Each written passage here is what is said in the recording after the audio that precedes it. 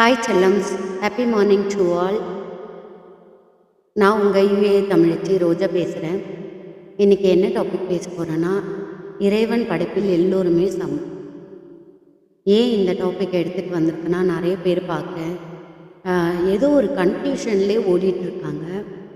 என்னென்னா, நம்ம ஒன்று செய்கிறோம், அதை தடுக்கிறதுக்கு ஒரு 4 பேர் வந்துடுறாங்க. ஆனால் அவன் நம்ம செய்கிற விஷயத்தை குறை சொல்கிறான். ஸோ அவன் நம்மளோட புத்திசாலியாக இருப்பானா, இல்லை அவன் குறை சொல்கிறதே அவனோட இதுவா அப்படின்னு சொல்லிட்டு நிறைய பேர், அவன் குறை சொல்கிறதுனால அதை நம்ம திருத்திக்கலாம், அதை அவன் கொஞ்சம் புத்திசாலியாக இருப்பான் போல் அப்படின்னு சொல்லிட்டு நம்ம திங்க் பண்ணுறோம். அப்படி கிடையவே கிடையாது. நம்ம தான் புத்திசாலி, நம்ம தான் புத்திசாலி. அது ஃபஸ்ட்டு நீங்கள் தெரிஞ்சுக்கணும். குறை சொல்கிறவன் புத்திசாலினா, அப்போ அந்த குறையை கண்டுபிடிக்கிறவங்க நீங்கள் தானே புத்திசாலி. புரியுதுங்களா? அப்போ உங்களை அந்த ஒருத்தனை குறை சொல்கிறான்னு தெரியுது, அவனை நீங்கள் கண்டுபிடிக்கிறீங்க. ஸோ அப்போ நீங்கள் தான் புத்திசாலி. 2 விஷயம்தான் நம்ம கற்றுக்கணும் எல்லாத்தையும் கிளியர் பண்ணுறதுக்கு. நம்ம கண்ட்ரோலாக இருந்து ஒரு விஷயத்தை செய்யணும்.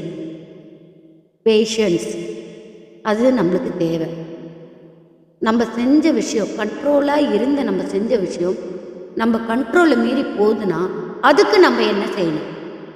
இந்த 2 விஷயம்தான் நம்ம தெரிஞ்சுக்கணும். நம்ம நல்லா படிக்கிறோம், நம்ம நல்லா சாப்பிட்றோம், நம்ம நல்லா துணிமணி உடுத்துகிறோம். ஸோ எல்லாமே நம்மளுக்கு தெரியுது. நம்ம நடக்கிறது தெரியுது, நம்ம தூங்குறது தெரியுது, எல்லாமே நம்மளுக்கு தெரியுது. அப்போ நம்ம என்ன விஷயம் செய்யணும்னு தெரியணும்ல, நம்ம எப்படி வாழ்க்கையில் ஜெயிக்கணும்னு அதுவும் உங்களுக்கு தெரிஞ்சிருக்கும். ஸோ வாழ்க்கையில் எப்படி ஜெயிக்கணுன்ற வெறியோட நீங்கள் உங்களை தயார்படுத்திக்கங்க. அடுத்தவங்க சொல்லுவாங்க, குறை சொல்லிக்கிட்டே இருக்கிற உலகம் குறை சொல்லிக்கிட்டே தான் இருக்கு. அதை நம்ம எப்படி கடந்து போகணுன்ற வாழ்க்கையை தான் நம்ம கற்றுக்கணும். ஏன்னா அவனும் இறைவன் படைக்கப்பட்ட படைப்பு தான், நம்மளும் இறைவன் படைக்கப்பட்ட படைப்பு தான்.